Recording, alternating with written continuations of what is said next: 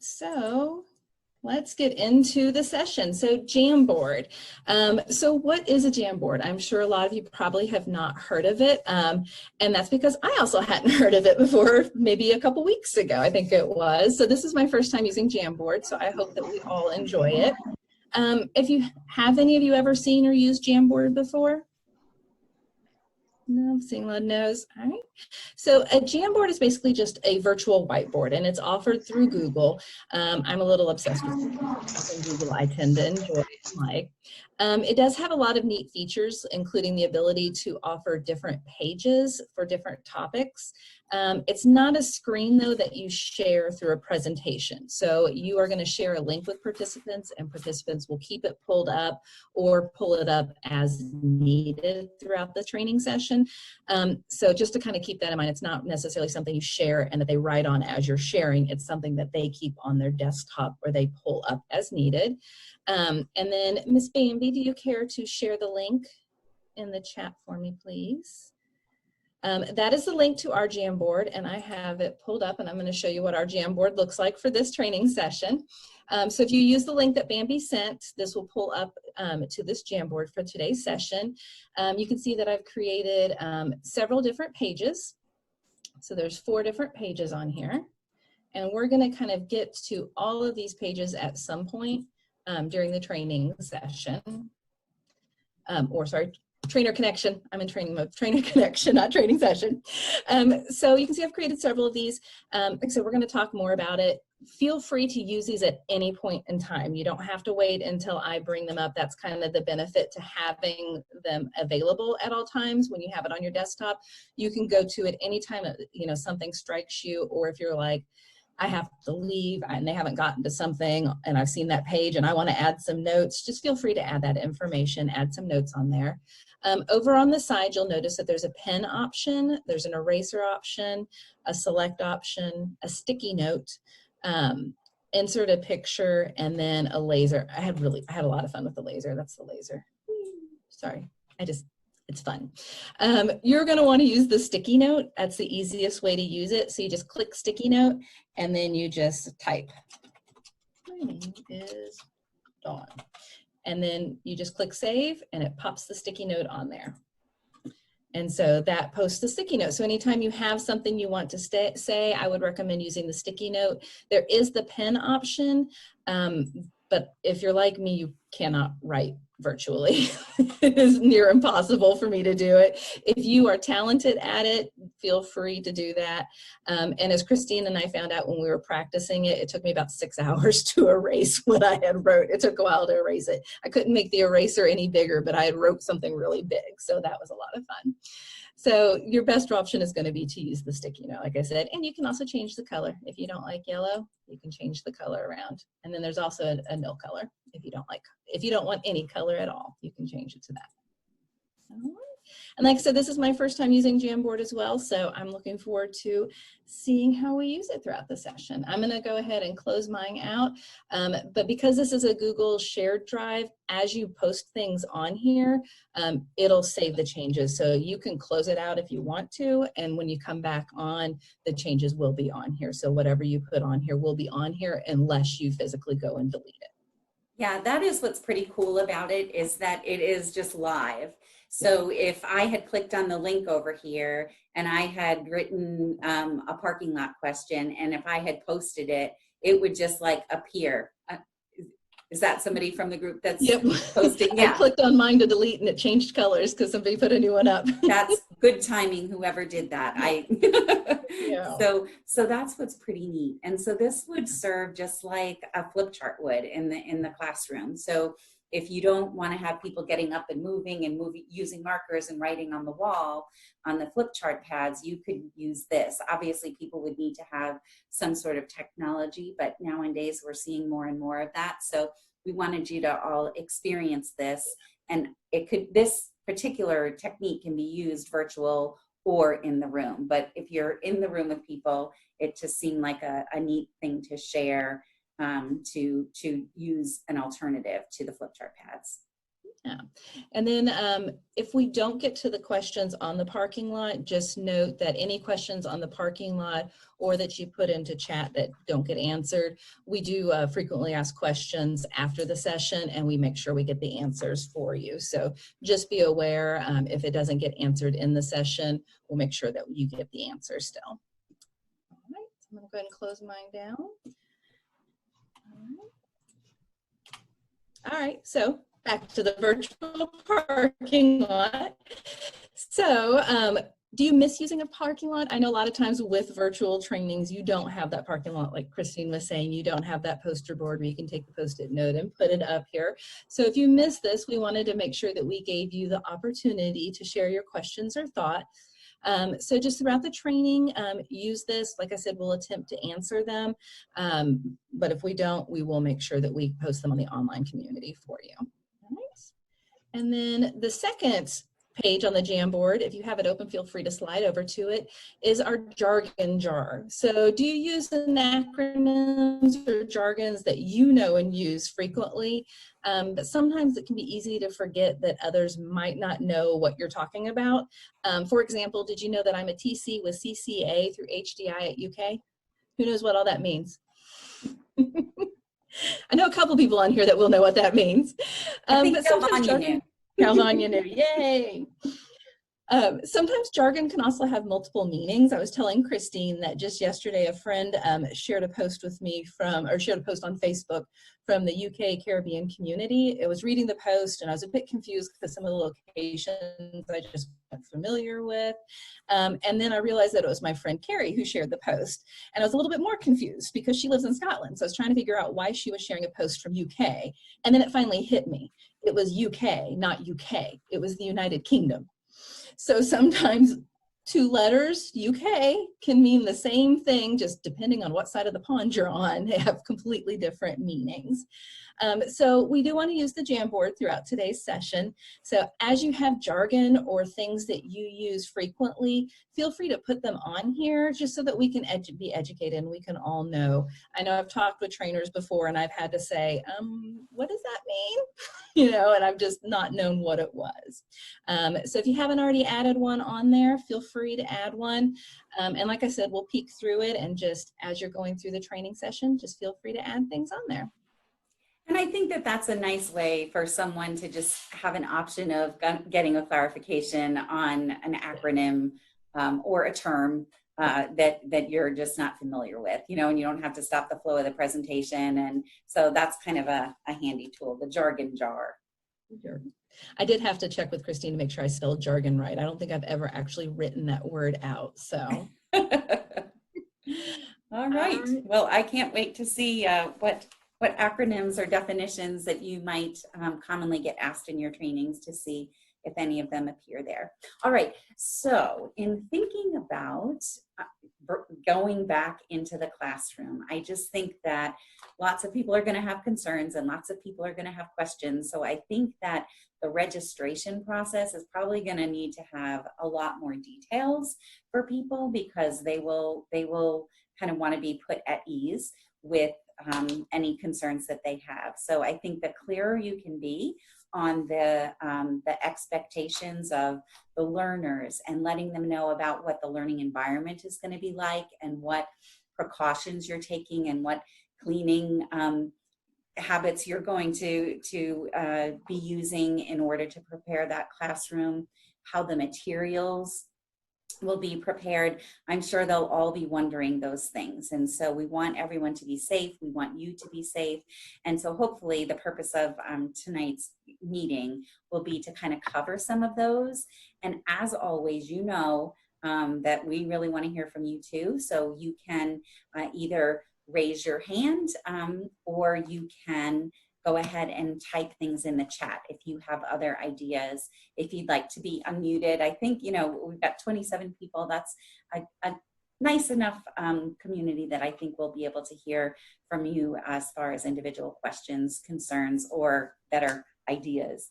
So yeah, I think that depending on how you want to handle things, if you have a budget and you still want to provide you know, refreshments, that's great. We have some recommendations on what that could look like. But if you're not, then I think that that would be something that you would want to prepare everybody for. You know, make sure that they are bringing their own snacks and bringing their own drinks if that just feels the safest and most budget conscious for you. But you would want them to know that up front. Maybe you can do like a terms and conditions in your registration that they're acknowledging by checking a box that they will bring a mask, that they will bring their own refreshments, that they will bring their own technology if that's going to be an important thing for them to be successful in the training. I also think that I'm often leery to do trainings in the middle of winter because I do not like making that call the night before, like, oh my gosh, looking at the weather and seeing if, you know, everybody should be on the road. So I like avoid, you know, wintry trainings. But I feel like with COVID, we almost need to be in that mindset of providing people with maybe a personal cell phone number, or I will post on this website at 9 p.m. the night before if we're going to be able to proceed. Because like if the governor changes the rule, you know, that night at 4 o'clock in the afternoon or whatever, you need a way to be able to kind of cancel at the last minute possibly. Hopefully that won't be necessary, but in this time and in these times, I think we just kind of have to think like that and just be prepared. So again, just during that registration process, just kind of getting them, giving them whatever the protocol is going to be on a possible last minute cancellation or how that would be communicated. So those were some just food for thought as far as registration goes. Advance on the next slide. Oh, I see Missy is saying, would we place social distance markers throughout the room as well? Yes, we sure will. That is definitely a very strong recommendation. And Dawn is going to talk about that in just a few.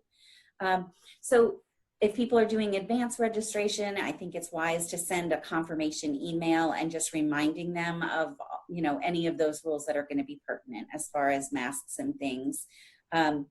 Let them remind them of their options, and if they have been sick or if they've been exposed, like make sure that they know that they should not attend and that you'll work with them to make sure that they get the content. If you have the ability to be able to record it, maybe that's an option, or maybe you can reschedule it, or if that training needs to be provided by another trainer, just come up with a plan to make sure. I think everybody's doing such a good job of really being flexible with one another. And I think that this is just going to be one of those circumstances.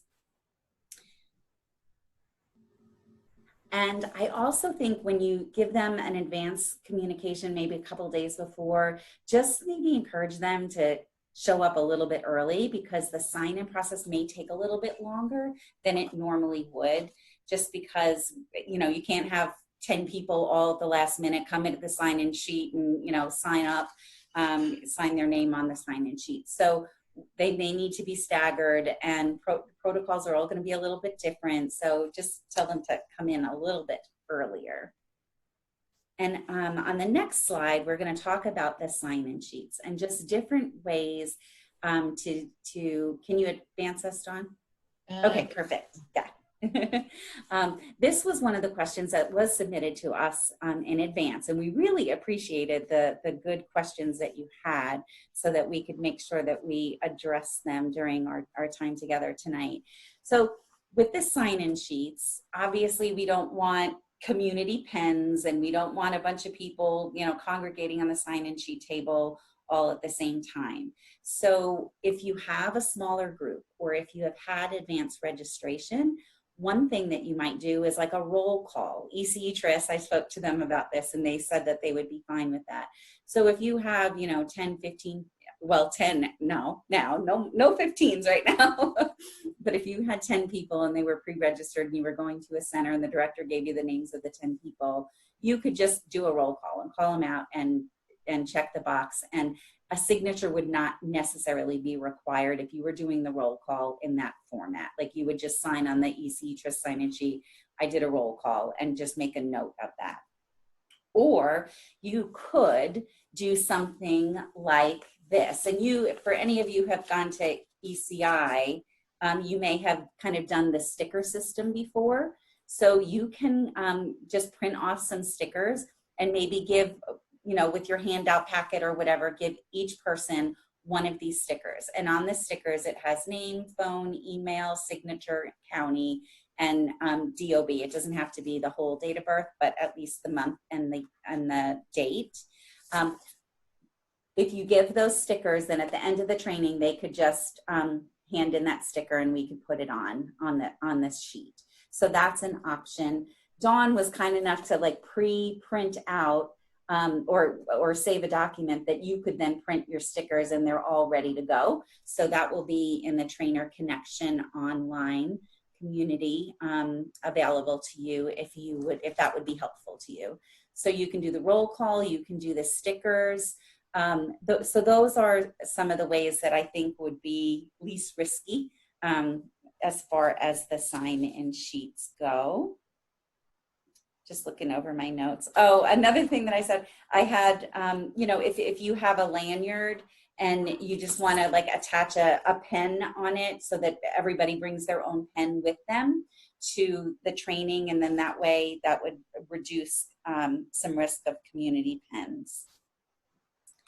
And also, if you are using any sort of markers that have the ability to stand up, you could initial them for folks, or you could even say, you know, the ones that are standing up are clean, you know, and anything that is tipped over is not fair game, or you can have like a container for those at the table. So those are just some thoughts, some ideas. I think you'll all figure out what you're comfortable with and what's going to work for you in your group and your group size. I think that will really help you with some of those decisions that you're making. Any questions about sign-in sheets? I see Gloria is asking. Sign-in sheets need to go back to the information, date of birth, and last four. Trouble finding participants that have been with center for years. Well, that decision obviously was made because of the personal identifier information. You could still request that information. It's just not necessarily put on the sign-in sheet. On that sign-in sheet. Yeah. Yeah. So on this little sticker, we did ask for the phone number. So that way, you know, you could just call them up and say, hey, I can't find you. Because sometimes people go by a nickname or something like that. So that would be making sure that you get a phone number or an email is also helpful information. All right. Well, those were some of the tidbits that I just wanted to share. Yeah. Yeah, I will say things are getting a little bit better with, because I know it used to be pretty hard. I don't say pretty hard, but information forms were not always kept up to date. But because programs are relying more and more for DRCC and All-Stars for ECE-TRIS to be up to date, it's getting a lot better than maybe it was like even just a couple of years ago. So just kind of keep that in mind. It is better. So, little ray of sunshine. So. All right. I think I'm done with the sign-in sheets. All right. So I'm going to go into room setup. So room setup really kind of encompasses a lot. So there's going to be a lot under this slide. So just kind of bear with me for a little bit. The first thing you are going to want to consider is the physical space. I know some people were asking, do I have to do markers? How can I make sure people are separate? You do want to consider the physical space. How are you going to set up the tables? If you're able to visit the space prior to the training, you can definitely get a better idea of how much space you have and how the setup can be arranged. And in our conversations with Lauren with DCC, she made the suggestion to use the size of the table to help with the spacing. So if it's a 6-foot table, then you know one person on one end, it's going to be 6 feet away if you have another table right next to it. Or if it's like a 72-inch round table, then you're going to be able to sit 2 people on it. So just kind of keeping that in mind when you're working on the room arrangement. You want to make sure you follow healthy at work seating arrangements and having that 6 feet apart. When we're talking about the registration, you can also identify if there's anyone that, you know, really needs seating away from other people, that they want to be like in their own little bubble, kind of further away. Maybe they're a little bit more vulnerable, they're a little bit more concerned. So you could always set it up as like a VIP area. So just kind of make it, not make it be like we're putting you in the corner because you don't want to be around other people, but make it very special. And you might also want to consider setting up like signs on the table, or I went to a store over the weekend, and like they had a sink and then like a little plexiglass that said the sink is closed for social distancing, and then like the next sink open. So doing something like that, that can really help people know, no, there's a reason I put this chair here. We know people like to move chairs so that they can sit exactly where they want, but just kind of letting them know that there's a reason why this is here, and this is why it's in this spot. And that can be through signs, that can be through physically not having extra chairs. It can kind of just be however you want to do it. You also just want to remember the goal of the room arrangement. We're not trying to make participants feel disassociated with other participants. We just want to make sure we're providing for the health and safety of participants. So sometimes it's about finding that happy little medium. Handouts. So room setup is also going to include the materials that you're going to be providing for the training session. If you're providing handouts, some things to kind of think about, instead of having like a giant stack that people pass around, or even, you know, like we'll put like 4 or 5 at a table and say, pass these around. Instead of doing that where everyone's touching them, you can think about providing electronic versions, especially if you're getting like that pre-registration. Then you can say, hey, you know, I'm sending the training materials the day before, you know, and you can send all of those electronically. Honestly, a lot of people prefer that nowadays. I mean, I go to a lot of training sessions now where people are like, I don't want this paper, I want it electronically. So that is getting more preferred by some participants. You can also use pre-made packets and placing them like right physically in front of their spot. So you've got a chair at a table for somebody, set it right there so it's just for them, and just having everything ready and available when they come in. Fidgets. So we all like fidgets. I know I love fidgets and I love playing with fidgets. You're not going to want to have shared fidgets though in the middle of the table. So once again, some suggestions: people can bring their own fidgets if they want to, if you have it. You can provide fidgets that people can keep. So you can say, this is your fidget, you get to keep it forever and ever and ever. Merry Christmas, you know. Or if they're ones that you want back, just make sure that you sanitize them at the end of the training. You know, like what Christine was saying, think about like the yuck bucket in the classroom for mouth toys. You can have a little yuck bucket for your fidgets and your pens and stuff like that that you're going to keep, that just need to be sanitized before you guys use them again. Candy. We all love our candy, but the same thing as the fidgets, you just aren't going to want to have your little chocolate or hard candies in the middle where everybody's touching them. But once again, same thing with fidgets. You can either ask them to bring their own, or you can provide them. Obviously, you're not going to take them back and sanitize them, but you can provide them for them just with all their registration stuff. So when you've got all that stuff that you're setting in front of them, you know, just put a couple pieces of candy or, you know, chocolate right there as well. Your writing utensils, so any type of markers or individual supplies. Once again, you can ask people to bring their own, provide ones that you can keep. Where Christine was labeling them with the name, that's another great way. So you make sure that they're not being shared. And then just the name of the game is, if you keep it, sanitize it. So just remembering that. So hand sanitizer, I would encourage people to encourage participants to bring hand sanitizer, or provide just like a little small bottle, just like one of those little individual size bottles of hand sanitizers. So just once again, you're not having a giant container that a lot of people are using and touching. All right. Refreshments, just making sure individual brown bags, not having a serving table with a buffet where everybody can get, you know, what they want from it, and just make sure that anything you're offering is just a prepackaged snack or a drink if you are providing refreshments. Getting into the comfort station, I know we all love our comfort stations.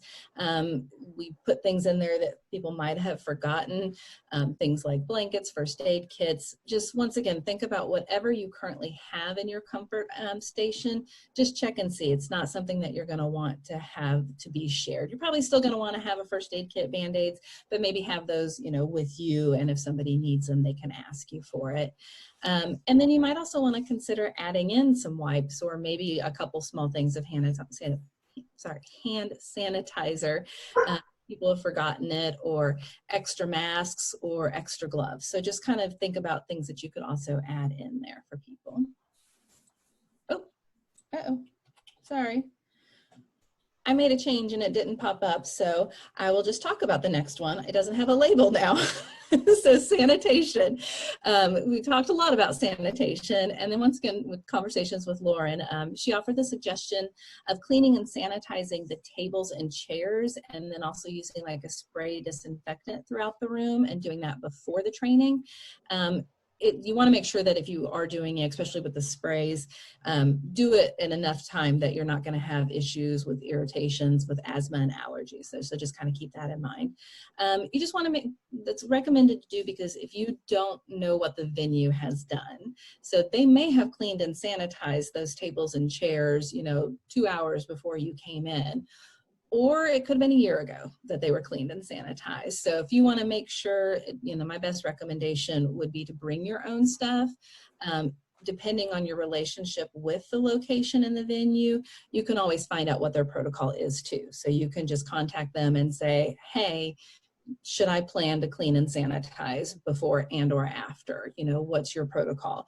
You may also want to check and make sure that depending on some locations, they might have specific products that have to be used as well, but just kind of checking on those things. All right, so we're going to pause just for a minute because I know we've had a lot of words and we've shared a lot of information with you guys. It's only been 30 minutes and I feel like you've probably gotten about 3 hours worth of information here. But this little bag, how can you use this bag to help support healthy at training? So take about 30, 40 seconds, kind of think about it, and you can either unmute yourself or just share it in the chat.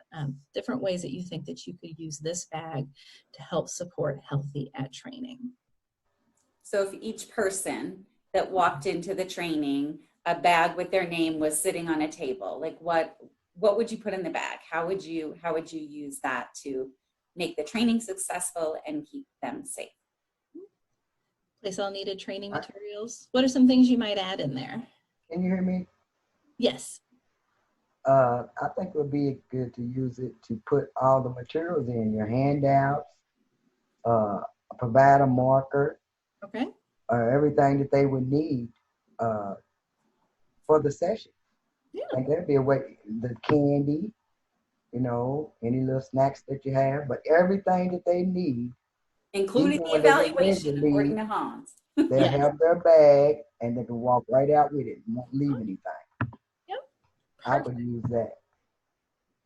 Which I've used, the little cloth bags that you get from Oriental Trading. Yeah. One time I had a training where they decorated their own bag. Oh, that's fun. So they got, it made them more responsible and they would keep it. Yeah. I'm all about things reduce, reuse, recycle, and things that have a purpose too. So like if you can somehow like tie, maybe it's not a bag exactly like this, but like you're talking about like the cloth bag, or maybe somehow you can tie it into something that would be useful for them. Mm-hmm. Mm-hmm. Everyone's like the handouts, the pens, Post-it notes, masks, evaluations. Thank you guys for remembering the evaluations. Things for TPT. Right. Now we know somebody was at Trainers Institute. Uh-huh. Total participation techniques. Awesome. That's because she's one of my trainers, so she's amazing. Oh, is that so? Northern Bluegrass is the best, I'm just saying. Oh, Hans. We'll work with you later, Hans. All right. So now we're going to kind of get into the alternate handshake. So, how do you shake hands with somebody if you're not supposed to be touching them? One thing that COVID-19 has been teaching us is that there are many, many, many, many ways that you can offer support and encouragement and introductions. And I know that there are a lot of huggers right now that are really struggling in the world and just want to reach up and give everyone a hug. Miss Christine has volunteered, and she voluntold her daughter to show you some alternate handshakes. So you want to take it away? If people just do speaker view, is that big enough, or do we need for me to share my screen? Can everyone see her, or do you? Yeah, speaker view, and then stretch the, you can widen the screen and then get to see them big. Okay. Okay. All right. Well, this is my daughter, Courtney. So she's home. She's quarantined for COVID, so I'm pulling her in. All right. So I actually watched this. There was a Training Wheels, which is another training company. Michelle Cummings did this little blip on kind of training from 6 feet away. And she did this playful thing. And I just thought, oh, that's kind of fun. And I just kind of thought doing something light, kind of social distancing handshakes could be fun since we can't really touch each other anymore. So we could just kind of do like a virtual fist bump kind of thing, or you can do obviously a virtual high five. And if you were to need to space yourself from another partner, you could use string, you can use painter's tape. You can, depending on where you were, you might be able to use chalk. So there's lots of different ways to kind of give yourself a boundary. Maybe use a tarp to kind of section everybody off. I think that helps because we're all so social, and we just kind of, even though you say you stay in your spot, you tend to just gravitate towards other people. So those are some things that would help. Obviously, like, giving thumbs up to each other, or even sign language applause is just kind of fun and encouraging and a neat way to just affirm a partner if you're doing some partner work. But some silly things that she shared, and I just thought, oh, let's just go for it. Let's just be a little silly. One is, and we're going to do like the pre-COVID handshake, but this is called the lumberjack handshake. So Courtney's doing her thumbs, and I'm gonna just grab onto her thumbs, and we're gonna pretend we are lumberjacks, and we're gonna introduce each other. So I'm gonna say, Courtney, Christine, Courtney, Christine. All right, and so that's just the silly lumberjack. And if you had to do that, you would remember your partner's name. And then if you were later in a training, you would say, oh, go to your lumberjack partner kind of thing. And so the way to do that via kind of social distancing, you can just give yourself space and just kind of pretend I'm going to go Christine, Courtney, Christine, Courtney, and just do it like that. So that would be the way to do it, social distancing. And then what Michelle said in her training, which I kind of thought was really cool, she just gave the analogy of that's a playful handshake, and that just kind of raises some energy. And so she prompts her learners at the beginning of a training in her icebreaker, so what is energizing you about the topic that we're talking about today? So that's just one that she does, and I just thought that was fun to share. Another one she does is the cow. And this one, might put some people a little bit out of their comfort zone, but Courtney's going to be the udders. And so I'm just going to milk the cow, right? So obviously we're making this connection here and that's physical. And we want to avoid that in these circumstances. So we can just kind of do it this way. And again, super silly, super playful. It wouldn't work for every audience, but we just thought we would share it. And her analogy for that one was, that might have put some people out of their comfort zone. What is it about today's topic that is kind of forcing you out of your comfort zone into that area of growth, right? So if you're needing to just kind of bridge into content, do your introductions, those are just some novel ways to kick around and you can try it out. Do any of you have any sort of silly little handshakes or silly little things that you do just to kind of get people energized and introduced to other people? You have a fan of the milking the cow. What'd you say? You have a fan of milking the cow. Air hugs, I see. Yes, at the cow milking. That's funny. Okay, I want to hear from you if you try it. All right. Okay. Okay. Well, so I know that we have some other things that we want to do. So I want to make sure that we cover everything, but thanks for playing a little bit. Elbow bumps. And Lauren was talking about like early childhood, and I had some ideas like, bringing out the early childhood where you'll do the round of applause. So you're not like doing high fives, the pat your back, kiss your brain, those kinds of things. Those were, I was thinking those are some different ways. I use those sadly with a lot of adults too. I will, side note, kiss your brain, my favorite time that I used that with a little boy. I said, Edward, kiss your brain. And he's like, I can't kiss my brain. It's inside my skull. And so I just love that. Like, it was a lot of fun. So air chest bumps. Yep. The elbow bump, point to each other. I see you. All right. Hans is going to do a dance off the next time he has a training. So we're going to have to hold him to that. So next time we ever see you in person. All right. The kissing the brain. Yep. All right. Well, let's see. Next on are some previously submitted questions. Lauren, do you care to take it? Yeah, sure. Let me turn my video on so you guys can see me talking. All right. So we had a couple of questions that had come in prior to this.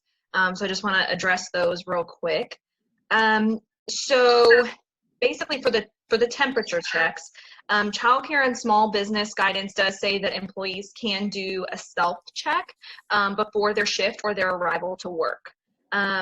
So as long as you feel comfortable with that or their temperature has already been taken, like say you're going into a center after hours or a center-based area after hours, they would have already had their temperature checked in the morning by their employer and they wouldn't be at work if they had a temperature. But of course, best practice would be for you to do a temperature check on each participant. But I know it is hard to find those touchless thermometers at this time. So again, that's going to be that the guidance is it's within 24 hours and they can do a self-check. And that would be something too that when you do that registration component, just say, we may ask if your temperature has been taken in the past 24 hours and ensure that it's less than 100.4. So again, that's mostly to cover you and to cover your business practices. We just want to give you, kind of the ideal for what that would be. Sanitation. So we had one specifically about bathrooms. So kind of in short, no, we don't expect you to go in and scrub the bathrooms. But that really should be a conversation that you have similar to like, when do you wipe down the chairs and the tables if you're using a venue? When's the last time that the restrooms were cleaned? Because we're bringing in a new group of folks, can we go ahead and have the bathrooms cleaned prior to us arriving? And if they say no, they're only clean on Tuesdays and Fridays and your training is going to be on a Thursday, there's been 2 full days where people could potentially be exposed. So that might be an opportunity for you to do that. Or just if there's one bathroom site that they can have available for you and your participants that has been cleaned. So again, that's going to kind of come down to your best judgment. But that's going to be something that you're just going to have to work out with the venue or the center or whatever group of people that you're working with to see what needs to be done there. And then what if someone doesn't want to wear a mask? So we had discussed this a little bit. First, want and can't are different. So just make sure that you're being sensitive to any medical or health needs of your participants. But again, this is your business when you're a trainer. So, you need to kind of balance those two things. So, and Christine kind of touched on this by just that kind of like that pre-training correspondence and saying, well, this is what the expectations are going to be. This is what it looks like. And then you could even say, you know, due to our current mask mandate, masks are required. If you require special accommodations, please contact me ahead of time. And that could even possibly be a scenario where you have someone who's kind of in that quote VIP section that Dawn had mentioned. So those were great suggestions that kind of fit into that guidance. And if your space does not allow for additional space for someone who can't or won't wear a mask, then I think that ultimately it's going to come down to you checking with your local health department of wherever you are holding your training session to see what their guidance would be on that. And I wish that I had more concrete answers. So we do our best to, you know, kind of interpret all of these guidelines. And of course, there's a million what if scenarios, but based on the current mandates that we have, that's the best information that we can give you. So that's going to be your best judgment on that, knowing what the current guidelines are. So thank you. We really appreciate you being here with us. Yeah, absolutely. Thank you. You guys are giving some great information, and I think that a lot of this, you know, again, when we first talked about this session was back right when the group size got changed to 50, and we were like, oh yay, look at us. And then like not even a week later it was oh well, now we have a mask mandate, and then I think 10 days after that it was, oh, we're back down to groups of 10. Yeah. So you know, it's tricky, but all of the points that you guys have given are great. And I think that when all else fails, just ask the health officials in your area. And you can even give them some of those what if scenarios, and they can let you know. And I know that it's hard because it puts trainers in an uncomfortable position. But we want to make sure that you're safe. We want to make sure that our providers are safe. We want to make sure there's as least amount of cross-contamination between centers if there is to be cases in one center, things like that. So. Yes, thank you very much. Outdoor trainings.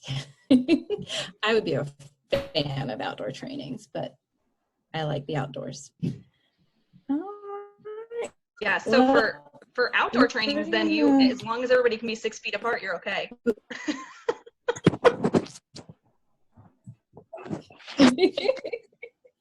Get your little stumps and put them 6 feet apart. All right, so we're going to kind of move into some activity adaptations. So when you're offering in-person sessions, you have a lot of activities that are probably going to need to be adapted. Sometimes, once again, it can be daunting to think about different ways, and it can get very overwhelming. If you're like me, you overthink everything and make it much more complex than it has to be. So sometimes you just kind of have to get yourself into a little, like, let's take a step back and just kind of process these. So to get us started on thinking of how we can adapt activities, we'll take a classic that's FET from FET, 4 corners. As a refresher, 4 corners is when we ask a question to a group, and then the group will go off into a different corner based on their answer, and each corner has a different assigned answer. So then when you're in the corner, each person responds to a question prompt. So it's used as like an opener, a way to get to know people and to kind of get the topic going. So a couple suggestions that we had kind of thought about of how you could adapt that. One could be to use Jamboard. So talking about using Jamboard, instead of going physically into 4 corners, you can have 4 pages, and they can go to the page, and then you guys can interact on that page. Or you could use index cards. So have like different colored index cards that have a different meaning. So yellow means you're excited to learn more. So if you ask a question, you're like, okay, who's excited, you know, what's your level, you know, excited to learn more, and you can hold up that card. It's another way that you can kind of get that information and that interaction going on. Thank you, Bambi. And then another important point to remember is that you might not be able to do the activity exactly the way you did it previously, and that is okay. So just kind of keep that in mind. That is okay. You want to preserve the integrity of the activity. And so when you're doing that, just think of the purpose behind the activity. And as you work through the adaptations, think about how you can preserve the concept and the goal of the activity. You may have to think of an entirely different way to present the concept. And once again, it's okay. Don't get so tied up and it has to be done a specific way because this is how you do it, and then just lose out on these learning opportunities. So you want to make sure you always have these learning opportunities. And it's a good idea to periodically refresh your activities anyway and see if they can be adapted, things that need to be changed. So it's something that hopefully you guys are doing anyway. This just might be forcing some of that. We're going to move into breakout rooms here shortly to allow everyone the opportunity to share ideas on how you have or how you will adapt some activities. But as we get ready to go into our breakout rooms, just wanted to share a couple of ideas to help you think through some adaptations. So props, thinking about those, can they be laminated and wiped clean? You know, how easily sanitizable are the surfaces? Once again, thinking back into FET, a thumb ball. So the screen's going to show you. So the thumb ball. So can you kick it instead of throwing it so they don't catch it? They kind of stop it with their foot. Or instead of having it go across the room, because we all know things get lost and knocked over, Bambi, coffees get spilled on tables and stuff like that. Could the trainer toss it up in the air and then catch it and then just call out on people instead and have them answer the question? You do want to make sure if it's a homemade one, hand sanitizer might affect the ball. So you could always have the option of everyone just puts hand sanitizer on right before you do the activity and then you toss it around. But just be careful because I know sometimes like if it's a Sharpie, it might wipe off a little bit and then you've got marker on your hands along with the hand sanitizer. I know Christine was talking about rope squares or carpet squares on the, to have safe distancing, just setting up clear boundaries. And you can also have a code word. So thinking about a code word as a reminder to have people double check their distancing, like bubble could be the code word. And it could serve as dual purpose. So you can give the individuals the power and say, if you are feeling uncomfortable and you feel somebody is getting too close, use the word bubble. And that will serve as a reminder for the person just to kind of take a little bit of a step back. Or as a trainer, if you notice that everybody's starting to come together because we all want to be together and we all want to talk and be really close, you can just say bubble and kind of have everybody, you know, take a look and say, oh, I need to take a step back and to maintain that larger than normal personal size bubble. Did you have something to add, Christine? No, I think we need to send them to breakouts so that they can kind of brainstorm a little bit together. Yes, so I'm going to send you into breakout rooms. So when we move into the breakout rooms, I'm going to do 5 breakout rooms. You're going to just randomly be put in there with different people. So as you move into the breakout rooms, there's going to be a facilitator. So you guys, whoever has most recently ate zucchini, you are the facilitator of the discussion. So we were thinking along gardens here. So whoever most recently had some zucchini, do you have, and then when you're in your groups, think, do you have an activity that you've already adapted? Do you have one that you need to adapt? So just brainstorm some ideas. So if you're kind of wanting some ideas or some suggestions, this is your opportunity. We'll take, I said originally 10, but we might take a little bit less than that. I think we need like 5 actually. Yeah. All right. Let me create the rooms and let me set it for 5. Sorry, I didn't save it. All right, so you've got 5 minutes in the breakout rooms. And you guys should be going. I hope everyone enjoyed their time in the breakout rooms. I was hoping that a couple of you wouldn't care to share some of your ideas or suggestions that you guys came up with. So feel free to just add it in chat or unmute yourself if you prefer. And just let us know about some of the ideas you came up with. I like your idea, Sarita. Okay. I suggested that we use cards for a review. Just give everybody a card in the bag of materials, and then I have a deck of cards. And as I pull out and need to do a question or a review question, I just pull out a card, and whoever had that color or either that particular maybe number even, they could answer, and it would be just like a just quick review. That's a good idea. Thank you.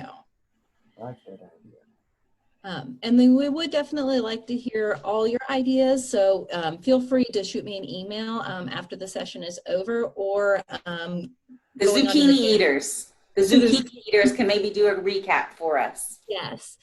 Just send me an email, or if you want to even add it onto a Jamboard page, I can add a Jamboard page on there, so you guys can just go on after the session and just add some of those adaptation ideas. And anything that you do send me or share, once again, we'll put in that online community so that everybody has access to all of it. So, and then actually speaking of that, let me pull up. We did have a couple of, somebody was asking about parking lot feature, what's the benefit over the whiteboard in Zoom? I think the whiteboard in Zoom, you can't have multiple pages, and it's not necessarily something that you can keep up and kind of go to constantly. So it just kind of depends on the purpose. It's not that one is better than the other. But I did we had some questions in the Jargon Jar, DCC and then DRCC. So DCC is the Division of Child Care, and DRCC is the Division of Regulated Child Care. Most people affectionately refer to DRCC as licensing. And so anytime anybody says licensing, they're referring to, or the state, yes. The state is coming, it's DRCC, and then DCC, Division of Child Care. And then the DCC listserv, I know, Lauren, you mentioned, I can't remember exactly how you get on the listserv. I think you send an email. I'll get that and we'll get that shared. I think you just send an email to an email address, if I remember correctly. So yes, I saw those on there, so I just want to make sure we highlighted those. I've been on the listserv for so long that I don't remember how in the world I got on it. It's one of those things. Once you get on it, you're on it forever. It would be smart to get on, though. Yes. All right. Oh. All right. Questions and answers. So, is there anything additional that anyone wants to share, or any questions that you guys feel weren't answered? Thank you, Calvonia. DCC holds the regulations and DRCC enforces them. That is definitely a great way to highlight what the two are, work together too. And then we are going to be having another trainer connection. Go ahead and save the date for September 22nd at 2 p.m. And we are probably going to be moving them to a more set date, set time. We did make tonight's a little bit later because presumably school was going to be starting for a lot of people, and we didn't know how schedules were going to go. It'll be 2 o'clock Eastern. Sorry, thank you. So 1 o'clock Central. Thank you very much. We forgot to put the Eastern Standard on that 2 p.m. It'll be online. These will all be online. So we will send you the information. We don't have the topic plan just yet, which leads into the next slide here in just a second. We don't have the topic picked just yet. And once we get all that information, we will send out the flyer and the registration and how to access it. But we wanted you just to go ahead and have the date and put it on your calendars. If you're like me, I had something on my calendar and I said, I have no idea what I'm doing that day, but I put down that I'm doing something on this day at this time. So, all right. So, thinking about the trainer connections are for you guys. So we really want to know what information you want. Do you have any ideas for future trainer connections? And if you can pull up, Bambi, do you care to paste that in there one more time? The Jamboard, there is a page. So if you have any ideas or suggestions for upcoming and future trainer connection topic ideas, feel free to share those on there. And if anybody is interested in being a co-host, we always appreciate having people help facilitate with us. And once again, these are for you by you. So they're not things that we necessarily hold all of the all-powerful knowledge on these topics. So these are for you guys. And then Hans put best practices with independent study, hybrid design. Okay. Yes, and if you can't access the Jamboard, feel free to put something in chat too. Yeah. I know some devices might not allow that. And if you want it to co-host, or if you want to dig deeper into a particular topic, this is like the perfect way to do it. Because it's really kind of gained some momentum like during COVID because we're all at home. So we really appreciate you coming out and being part of this community. And it's been really, really fun. Yeah. All right. I know we are over time, so I'm going to go on to the next, which is just the Jamboard Debrief. So also, I just want to see what your guys' thoughts are. Like I said, this is the first time that I've used it, so I'm kind of playing with it and tweaking it and thinking about ideas in my head about it. So what do you think about it? Do you think that, you know, you would use it? How would you use it? How can you use it? Once again, you know, feel free to put anything in chat or unmute yourself, or there is a Jamboard page that you can add it on there. Very versatile. What are some ways that you think that you could use it, Hans? I'm calling you out.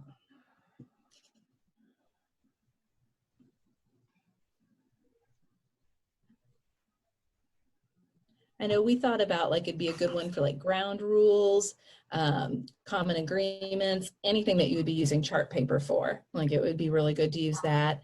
And then I know we've mentioned that you guys will always have access to this unless you lose the link, and then you have to ask us for the link. But as long as I have not deleted this Jamboard and you have that link, you will always have access to this. So it can be really good for that follow-up.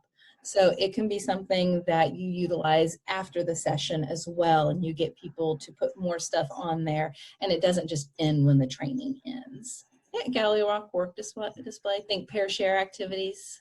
Awesome. One thing is make sure you check your settings because there are settings where it's view only or edit. And then like you always have somebody else open it as well, because I thought I had it all set up perfect. And then Christine was like, I can't do anything on it.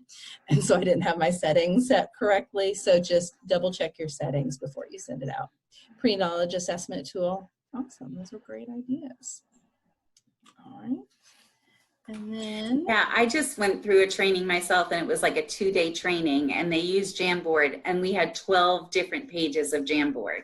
And we kind of flipped through those pages, and that training was moving really, really fast. But then all of the pages, all of the questions, comments, suggestions were all captured on there. And I think it was like really, really efficient for the learner as well as the trainers. So it was really handy. yeah, I think it could be particularly helpful with the follow-up afterwards. Yeah, Hans, you can have it. I mean, the Jamboard was ready the moment I made it. So, I mean, like it can be part of that pre-registration when we talk about that advanced communication. That can be something that you include in it. So maybe you're sharing some information or you're getting some pre-training thoughts or ideas. Yeah. And there was then somebody, I know you heard us talk a lot about. Go ahead, Dawn. No, I was just going to talk about this slide. You say somebody was, I can't see everybody, so. Mary was asking, she was suggesting she would like to know more about co-hosting. I'm assuming that she's talking about co-hosting a Zoom call. Honestly and truly, like, you just kind of have to do it. So call your training coach, get on a fake Zoom meeting, just grab any old PowerPoint, or maybe one other friend if you have somebody in your home, or we can grab 2 training coaches, and you just need to try it out and just tinker. But the training coaches would love to do that with you. It looks like she's from Jefferson because Mary has said, or he's commented yes. So Hans is volunteering to do the September training connection, and he might be getting Miss Mary to help. He said, "Oh no." Actually, I don't know Mary. I was just happy for her to volunteer to do this kind of thing. I'm like, yeah, doesn't matter. What do you know about? That's our trainer connections. We'll do it. I thought you were excited because she was from your region. But I will help. I will always help. Yes. So Mary, let's find your training coach, and then yeah, we'll get this done. All right. Well, we are sorry to keep you a few minutes over. Yes. And you're welcome to leave at any point. Basically, the content is mostly done, but feel free to stick around and chat with us. We're a fun group, in case you can't tell. But then here is, I know, like, so we've mentioned it a bunch of times, the online trainer community. So this is where, this is technically it's a course on HDI, so you do have to enroll in it, but it's free. You don't have to enter codes or anything like that. But this is where we store all of the information from the trainer connections. So we have like the recordings, when we talk about, we'll have the resources available, questions. We put all of that information on there. They're all like listed as individual like lessons under there. It just takes at least a week or two for us to get all of that information added and put up on there. So just bear with me for a little while. It might take a bit to get today's information up there, but there are, is it three or four other ones I think that are on there right now. Hans did tell me there's an error with it. Yeah, number four just got up today. I finished the one on games in virtual training environments that just launched today. All right. And Gloria, yes, I'll send you an email with that Jamboard link. Okay. And then just feel free, anybody have any questions while you're still on here, feel free, like I said, if you want to go ahead and get on. What was it? You can unmute yourselves if you'd like. Little field called the unofficial close is what we're at now, where people can stick around if they want to. Oh, and Lauren has offered to hang around if anybody has any questions. I could please get that Jamboard link too. And the HCI learning, the courses, are they all free and we can view those at any time? No, not all of them are free on HDI. HDI is, and actually I just realized it's hdi.org, isn't it? Did I put HDI? The ones you're talking about, like that you guys are doing these training connections through? Yes. The training connections ones are all free. So what you do, Missy, is like you log on to, it is the HDI learning, I think it is .org. I'll fix that. And then you sign up for, you would like put it in your shopping cart, you would put in the trainer connection online community, and it's no charge. It's just like, it's just kind of like one of the other classes that you've taken to take FET, but this one is free. You go ahead and you just check out, and then you'll get access to it. And it has all the recordings and all the handouts and all the resources from the past 4 or 5 trainer connections. So since you're newer, like you could go back and there's different things on how to conduct virtual trainings, because we kind of had shifted. That was right at the beginning of COVID. So most of it is kind of virtually related. But that's great. Thank you so much. Yeah, I think you'll have fun looking at that. Oh, I'm so excited. Thank you. Learning. So these are the different ones, the different categories, and we're under adult learning. Wonderful. All right. Such a help. Thank you. Sorry about my typo. I will get that fixed. I had fixed it because there was another typo, and then apparently made a different typo. Do you see Gloria's question in there? Is Gloria still in here? She chatted up about virtual trainings. So Gloria, it kind of depends on how you're doing it. It's not necessarily that they have to be, if it's an all online one, it does have to get entered in before the session. And that's mostly because the way credit gets entered in is different than with like a face-to-face or a webinar. So with like a fully online course, you put the information into ECE TRIS, it gets put in there, and then there's like a shell, and then you just add people as they complete. So that's why it really needs to be done before you do the session.